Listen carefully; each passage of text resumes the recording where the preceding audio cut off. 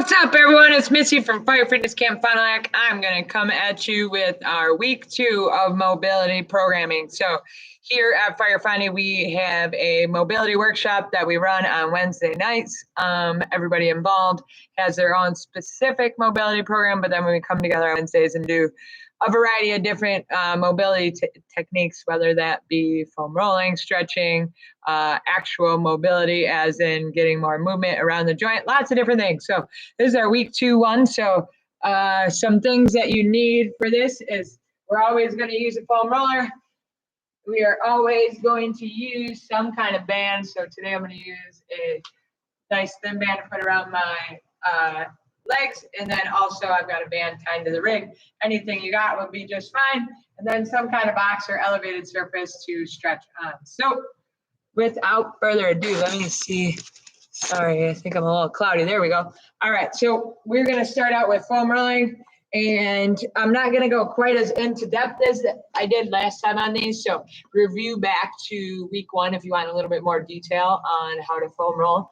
But just a reminder, you are not actually rolling over the spot. You are making sure to find the most tender spot, and you are hanging out in that spot anywhere from 30 to 60 seconds. And then if you want to do more of a sweeping motion, you can, but don't start out with that big sweeping motion. That's actually just going to make it worse rather than better. So I'm going to start with my piriformis. So this is going to be a deeper glute muscle. So I'm going to go put my foot up right here, sit over to the side a little bit, and then I'm going to lean down into that. I'm going to hold that for anywhere from 30 to 60 seconds. The way mine feels right now, I could probably hold it for the whole 60. And then I'm going to move, just do a little small movement back and forth on it after that to get it just a little bit deeper. Always going to do both sides on that and everything else that we're doing. Next, we're going to do our hamstrings. So I highly recommend doing one at a time. If you want to save on time, you can do both at the same time. You're just not going to get it as deep as you could. So I'm going to sit on my foam roller right here. I start by sitting on it, and then I move back a little bit just below my glutes. And right there, I'm already on my hamstring. So you want to spend anywhere up to 2 minutes per muscle group. And the hamstring is one of those that I could start here. I'm on a tender spot here. I move down even an inch, I'm on another tender spot there. So it's kind of up to you the time that you want to spend there. Up to 2 minutes on each muscle group, but at least that minimum of 30 seconds. And a couple of ways to get this one a little bit deeper.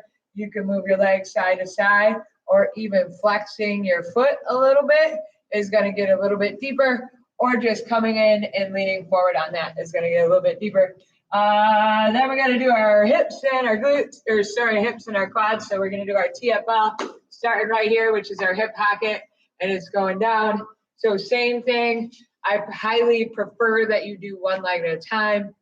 If you want to save on time, you can do both quads at the same time. You won't be able to really get up into the TFL, but you can definitely do both quads at the same time on a limited basis if you're short on time. So I'm going to start up here in the TFL, which is, so I'm going to find my hip bone right here, and then I'm going to go just below that. You don't want to sit on the spot where everything's connecting. So if you ever feel any kind of zinger, you are probably right on the spot where everything connects, and that's not going to do you any good. In fact, it could hurt you. So you want to move down a little bit. So I start out right here. This already is a tender spot for me. I'm going to hold it for 30 seconds. Then I want to get a little bit deeper, so I'm going to flex my foot about 5 times or so. And then you can go all the way down your quad. That middle of the quad is going to be by far, for most people, the most tender spot. So you might not be able to sit right on that right away. I like to start with my TFL. If I'm short on time, I'll go up here, and then I'll go right down to just above my knee, still on my quad, but just above my knee, and then do that spot too. If I have time, I'll do the middle, but it just kind of depends on how much time you have that day. Again, make sure that you're doing both sides. And then we're going to do our thoracic spine, so our upper back area. And today I'm going to go ahead and turn it sideways. So I'm going to go straight up and down right here. If you can see, I'm just out to the side of my spine, underneath my scapula, which is my shoulder blade area. I'm going to go right there, and I'm just going to lean back on it. So right away, I'm on a tender spot. I'm going to try to relax for 30 seconds. Then this one, you can do a variety of movements to try to get it deeper. whether you want to go up and down with the arm or across the body. This is one of those that I highly recommend on a 3 to 4 to maybe 5 days a week basis, especially if you have a computer job or you are on your phone a ton. This would be a great one to do along with the TFL and the hips.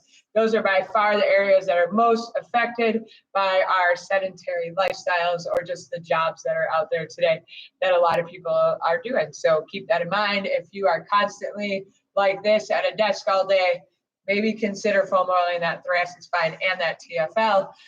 At least every other day, you're going to feel a lot better. You're going to move a lot better. Then we're going to stretch everything we just foam roll. As always, I want people to stretch right after they foam roll so that we're making sure that we're really holding on to those releases that we just did.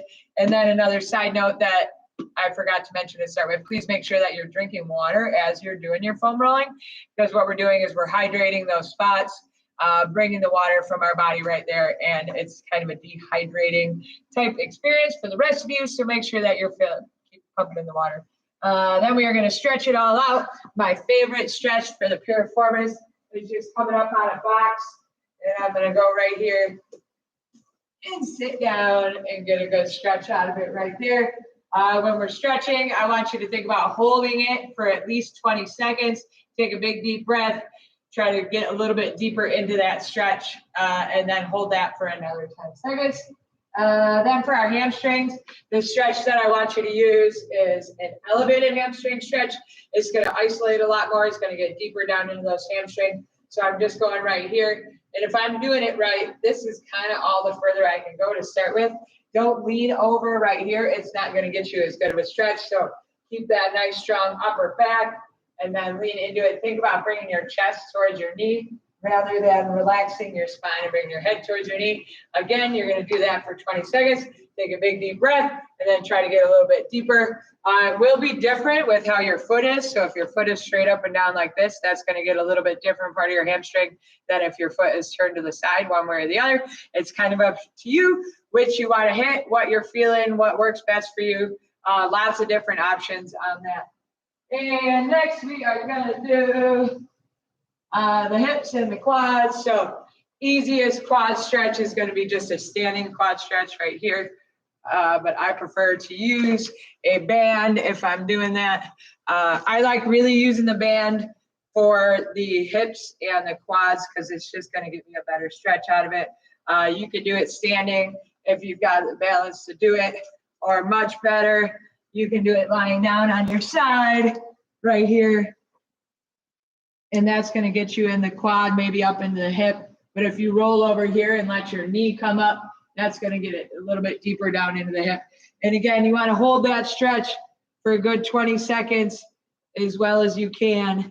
Take a big deep breath and then try to hold it for another 10 seconds. Again, I'm really a big fan of the band, most often for the quads or the hips. Or you can just do a regular old hip flexor stretch also. But if you're doing that, as I mentioned last week, make sure you're not leaning everything into it. That's not actually stretching out your hip flexor. Instead, push your pelvis back and then push the whole thing forward. And I'm constantly pushing this hip forward. And you can lean back a little bit if you want, or you can go side to side all while pushing that hip forward. But don't stretch out your hips this way. That's not actually doing what you think it's doing, or at least not as well as you could be doing it. Then we got the thoracic spine. So we're going to do just a couple of stretches for this. So you're going to be right here. You're going to put your palm right in the middle and your forearm in the middle. So your palm up and your forearm right in the middle. And then you are going to start by just reaching here and rotate open there and back down and rotate open. Do about 10 on those. And then we're going to put your hand behind your head and you're going to stretch and reach. If you can hold it for the 20 seconds, great. You may or may not be able to hold it for the 20 seconds. And then just another way to loosen up the upper back and get a little movement in there. We can use a band, tying it up here. Good hip hinge. Nice flat back. And I'm just giving it a pull. I'm pushing my hips back trying to get a good stretch in the upper back while I'm kind of just letting all my weight hang back into my heels and into my hips. That's going to loosen up my upper back. So those are the stretches to come right after our foam rolling. And then we're going to get into a little bit of movement here, isolated strengthening stuff. So we are going to do a side raised squat. So I'm going to stay nice and close to this. In my squat, I just sprained my ankle pretty bad. So my squat is not going to look like anybody else's squat. So I do want you to go far lower than I am. Pretend that I'm squatting nice and low. We should have our quads parallel to the ground, but you get the idea. You're going to squat down here, do 1, 2, 3, 4 on the way down, hold for 2, 1 on the way up. Then make sure you're doing the other side too. But you want your quads to get close to parallel to the ground on that. You want to do anywhere from 8 to 10 reps on those. So again, it's a 4 count down on that squat, hold at the bottom for 2, and then 1 on the way up. And then obviously make sure you're doing both sides. And then we're going to do an elevated glute bridge. So again, mine might look a little bit goofy because my ankle is quite swollen, so I can't quite get the range I would like to, but we're going to give it a whirl. So you're going to pick your hips up. You're going to go quick on the way up. You're going to hold for 2, 1, 2, 3, 4 on the way down. And then as explosive as you can on the way up. Like I said, because of my ankle, I can't quite go as quick as I would, but I want that like a quick up and as forceful as you can. And then really lock those glutes in on that hold. Squeeze the glute, squeeze the lower back, squeeze the hamstrings on that hold for 2. And then go as slow as you can for 4. And as soon as you hit that 4, bam, you're popping right back up. Again, you want to do anywhere from 8 to 10 reps on that. And next we got some face pulls. So we're going to grab right here. I'm going to get a nice flat back on it. And my face pulls are going to go to my forehead, keeping my elbows nice and wide. I'm trying to squeeze that upper back there as I'm giving a good pull. So I'm going to go quick on the way in, squeeze for 2, 1, 2, 3, 4 on the way out. Again, keep it as strong as you can in that upper back. And again, do anywhere from 8 to 10 reps on those. And I got one more on the list. We are going to do monster walks today. So you're going to take a band. The harder, the better. Well, I should say the hardest band that you can do and actually maintain good form would be the way to think about it. And I'm actually not going to do this because I don't want to hurt myself on my ankle, but you would put this band just underneath your knees, and then you're going to squat. And again, your goal is parallel and keeping your upper back nice and straight. So you're going to stay down in that squat, and you're going to go side to side, walking all the way down. I would have people go the length of the gym here and stay down in it. You want your quads parallel to the ground. You want to do a big step on the way out and slow and controlled with that trail leg, staying down in it, try to keep the quads parallel to the ground. I would just do 1 trip down and 1 trip back, making sure to work both sides. But again, you got to make sure that you're down in that squat and you're really reaching with that step. And most importantly, control with that trail leg step. Don't just yank the band right back in. All right, now we're going to move on to some actual movement flow type stuff for this week. We are going to start out right down here. You are going to move all your stuff out of the way, and my knees are at a 90. I'm going to have one hand out here. My other hand is meeting it, and I'm going around, over top, trying to keep my fingertips to the ground and all the way back around. I believe we did this one last week. I can't quite remember, but the goal is keep the fingertips to the ground and go as far as you can around with that. Doing about 8 to 10 on one side, 8 to 10 on the other. It will be challenging until you get used to these to actually keep your fingertips on the ground. You might not be there at all, and that's okay.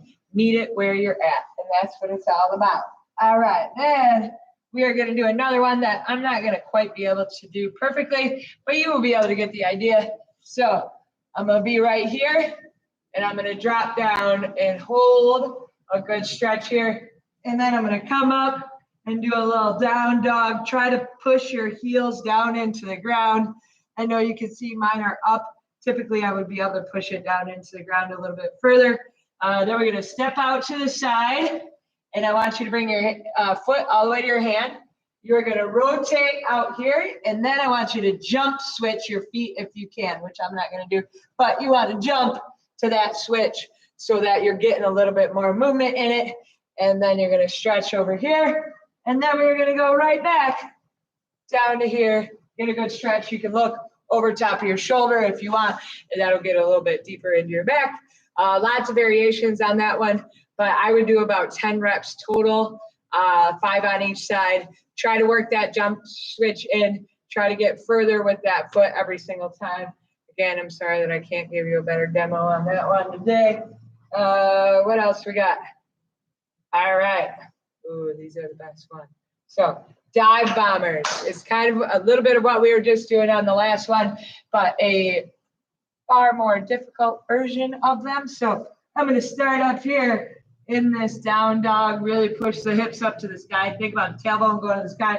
And then I'm going to drop my head down to the ground and come up and get a good stretch.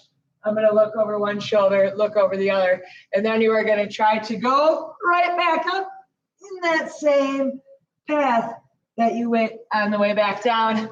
The goal is to do anywhere from 5 to 10 of those. They are going to get good really quick. And ragdolls. So we're going to come right here. We ended with these last time. These are the ones that I said kind of get me a little bit dizzy, but you're just going right here. A big, slow, and controlled circle all the way around, and really let that whole body be loose. Feel a good stretch in it. You can spend a little more time down in the hamstring. I like to grab one ankle and push the hip side to side while I'm down there. Do a couple circles each way, and then we are going to finish with a hip flexor stretch. So I recommend doing this on a mat. And, you know, we don't really know what mine are going to look like today, but we're just going to give it a shot. So you can do this on a chair, on your couch, whatever you got. So your goal, your goal is to put one foot elevated up here, okay? And we're going to keep that foot elevated. That's going to get it a little bit deeper. And so, like I was talking about the hip stretch in the beginning, push your pelvis back and then push it forward. So I'm just going to hold it there to start. I'm going to hold it for a good 10 seconds. Then I'm going to go down and up, and I'm going to do 10 of those, really pushing my hips forward on each scoop. And then I'm going to go side to side. So I'm going to reach over top, pushing my hips side to side, all while still trying to push my entire lumbopelvic hip complex forward while I'm doing these movements. You're going to do 10 of those, and you're going to do each side. So you've got that hold for anywhere from 10 to 20 seconds. You're reaching back 10 times. Make sure you're scooping all the way down, and then you're going to go side to side 10 times. So, and then I want you to repeat that entire flow part. So starting with the arms going over top, I want you to repeat anywhere from 2 to 3 times so that you can get a lot more of the movement in it after we stretch it out. So that is our week 2 mobility. Let me know if anybody has any questions. Feel free to shoot me a message and keep working at it. Mobility, one of the most underutilized things we could be doing in fitness today. So if anyone ever has any questions, please don't hesitate to ask. Shoot me a message, shoot me an email. I would be happy to help you figure out how you can get more mobile and get more gains just by increasing your mobility.